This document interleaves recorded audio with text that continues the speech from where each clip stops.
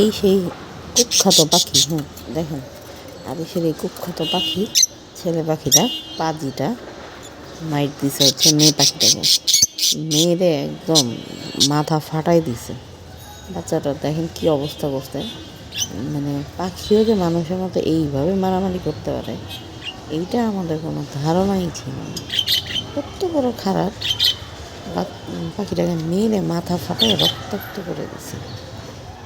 মানুষে ঠিক যেমন হানাহানি হয়, পাখিদের মতো দেখেন কীভাবে হানাহানি হয়। হারিস তো স্কুল থেকে বাসায় এসে দেখে সেই কান্না, হারিসের তো কাঁদতে কাঁদতে পাগল হয়ে যাচ্ছে পাখির জন্য। পাখিটাকে বাঁচানোর অনেক চেষ্টা করছি, অনেক ওষুধ খাওয়াইলাম, তারপরে হচ্ছে মাথার মধ্যে হলুদ সরিষার তেল এইগুলো দিলাম, ভাবলাম ভালো হবে।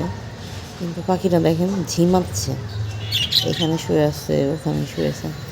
অনেক আল্লাহ আল্লাহ করলাম যে কোনোভাবে পাখিটা বাঁচানো যায় কিনা। অবশ্যই পারলাম না। বাবা উঠো, একটু পানি খাও। আসলে আল্লাহ মৃত্যু লিখে রাখলে কিছুই করার নেই। এই যে দেখেন কি অসহায়ের মতো তাকাচ্ছে, খুব কষ্ট লাগতেছিল। আরে এখন দেখেন পাখিটা চেষ্টা করতেছে কীভাবে বাঁচা যায়।